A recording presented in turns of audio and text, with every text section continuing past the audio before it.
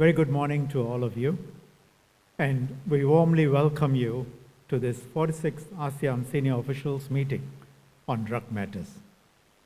We look at ASOD as an important platform to coordinate our efforts across ASEAN and really to reaffirm our commitment to work towards a drug-free ASEAN. If you look around the world, the global situation on drugs continues to worsen. If you see the 2025 World Drug Report, it says that in 2023, more than 300 million people abused a drug. That was an increase of 8% from the previous year, 2022. The European Monitoring Center for Drugs and Drug Addiction basically says drugs are to be found everywhere. In 2023, cocaine seizures hit a record for a 7th straight year. Seizures of amphetamine-type stimulants like meth also reached a record high in 2023. And what are the consequences? You see them again plainly in front of your eyes. In June 2024, the WHO report found that 600,000 people die annually because of drugs. That's more than one person dying every single minute during the year. In Australia, in the 20 years from 2002 to 2022, deaths due to drug-related, have doubled. In 2023, if you look at England and Wales, they recorded the highest level of drug-related deaths, which was an increase of 11% from 2022. In the United States, between 2020 and 2024, about 500,000 Americans have died due to drug overdose.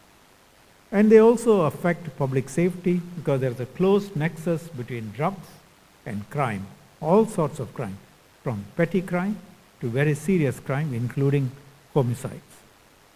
In Mexico, there have been 460,000 drug-related homicides from about 2006, the last 20 years. In May 2025, 7 young persons were shot dead at a festival in a church because it looks like a gang dispute related to drugs and territory. In Ecuador, January of this year, you had 781 murders. It was considered the deadliest month, and many were related to the drug trade. In the United Kingdom, from 2014 to 2023, in the 10 years, the number of fatal collisions where a driver was under the influence or affected by drugs was a contributory factor, increased by 164%. In many cases, the victims are children.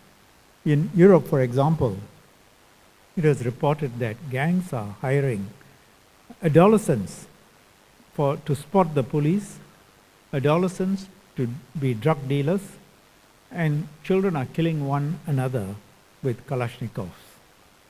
You may have also seen the very shocking video of an incident in Moscow airport where a man picked up an 18-month-old toddler and flung the child to the ground. The man was reportedly under the influence of drugs. Toddler went into a coma after the attack. Now, our own approach is very well known. We are an international hub for business, for transportation, and therefore we are a very easy transit point as well as an import market because people in Singapore can afford to pay for drugs. Last year, CNB seized about nearly $16 million worth of drugs. And just last month, 5 women were arrested in the Changi airport transport area, for suspected drug trafficking. Cocaine and cannabis were found in their luggage. We take a very tough line because we see it as our primary duty is to protect Singaporeans. And over the last 20, 25 years, with the changes in our laws and enforcement approach, we would say this is a fight that's never won, but we would say we are broadly keeping it under control. So when you walk around Singapore, you won't find shops selling openly, you won't find people openly under the influence of drugs. You won't find drugs being peddled in schools, and traffickers know that if they get caught, and there is a high likelihood that they will get caught, they will be facing the capital punishment. We impose it and we execute people, and we explain why. There are groups going around who seek to romanticize and play up the stories of traffickers. Many of them come from the region, but our surveys also show that many people around the region know and understand that Singapore's laws are tough, and therefore they shouldn't traffic into Singapore. And that curtails the flow of drugs into Singapore. Now, the phrase harm reduction has been very much in vogue in many countries, particularly in the West, for some time. Essentially, when law enforcement is weak, when drug traffickers and drug kingpins control parts of the system, and drugs are freely available, even if you open up for a short period, a year, 2 years, 3 years, what happens is it becomes prevalent. And once it's prevalent, it's very difficult to roll back because people are invested into it. And so when the countries lost the fight against drugs, and in order to fight drugs, because it is so profitable, you really need a first-notch enforcement system and a legal system and courts, and you need to see it through all the way. If there is a softening of the will, drugs will quickly take root, as they have in many countries in the West. And once that is done, then you say, I cannot fight this anymore, and therefore I go towards harm reduction. So they try to make the use of the drugs safer. And this has been propounded to us, expounded to us many times by others. Why don't you go for harm reduction? Look at country A, B, C. They're all successful in harm reduction. And we said all of this is bogus. There is no such thing as harm reduction working effectively. And yesterday there was an article in the New York Times. It is reported that now many countries in the United States are moving away from harm reduction because they see that it doesn't reduce harm. Just more people getting hooked on drugs.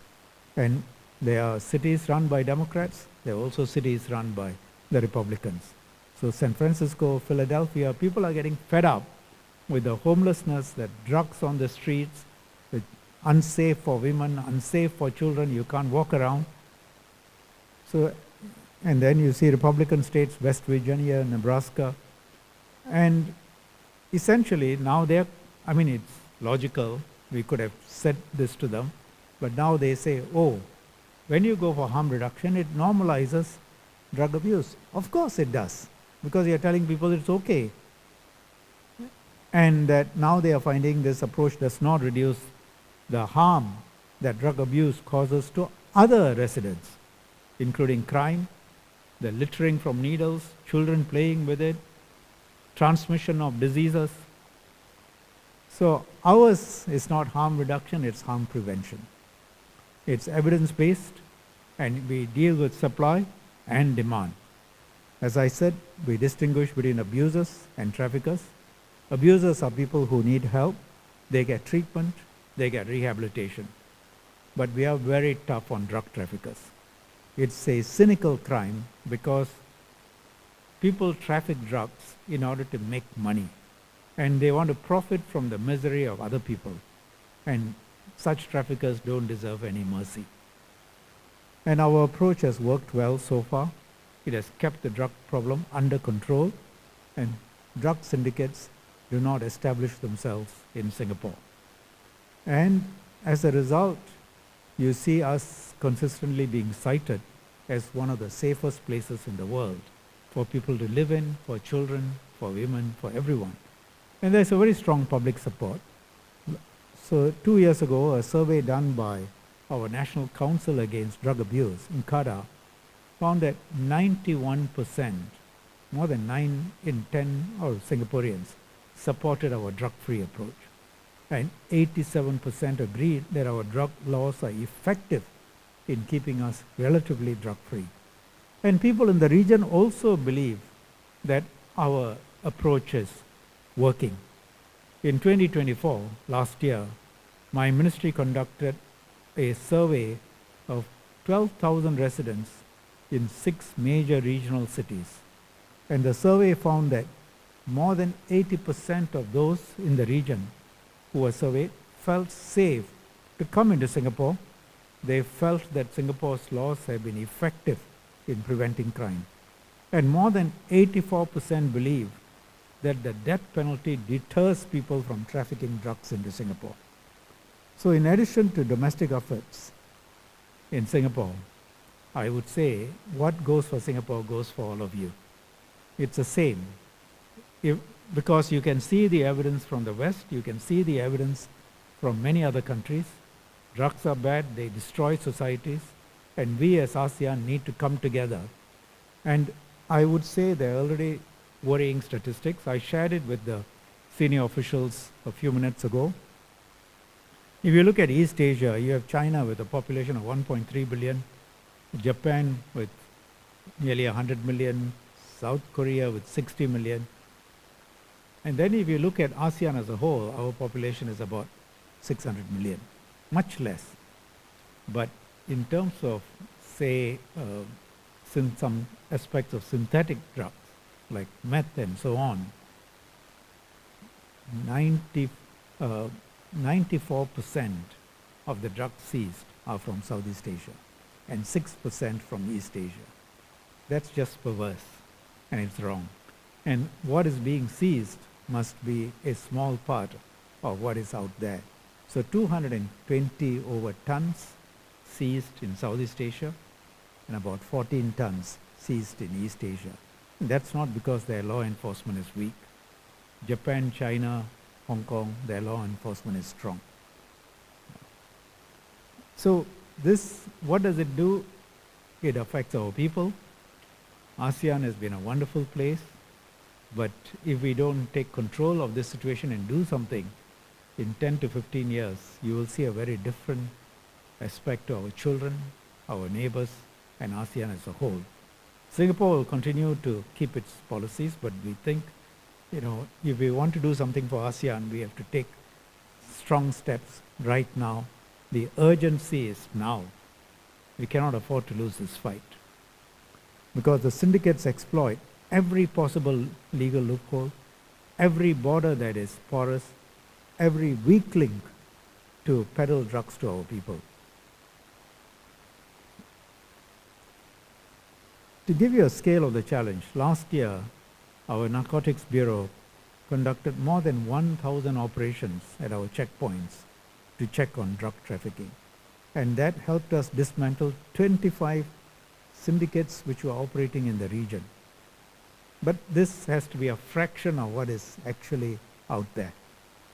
And so to contribute to capacity building outside of Singapore, across the region, internationally, we organize an annual Singapore drug control program. The first run was in 2022. Close to 80 senior officials from 36 countries have attended our program. We have also proposed that a joint ASEAN statement be delivered next year at the 69th Commission on Narcotic Drugs, CND. The statement will reaffirm our commitment towards a drug-free ASEAN. It will express our concern about the increasingly permissive attitude towards drugs.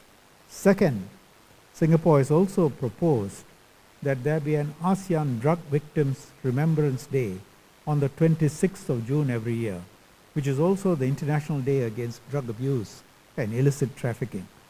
Now, we have been holding a Drug Victims Remembrance Day on the third Friday of May every year. I say every year, we started it last year. The reason is this: whenever we are about to execute a drug trafficker, you will get a lot of publicity from activists who talk about the person's family, the fact that the person is going to give up his life. So we said we want the focus also on the victims. For every one trafficker, there are possibly hundreds of victims, and some are as young as 3, 4, 5, killed by their own parents or step-parents. Frequent.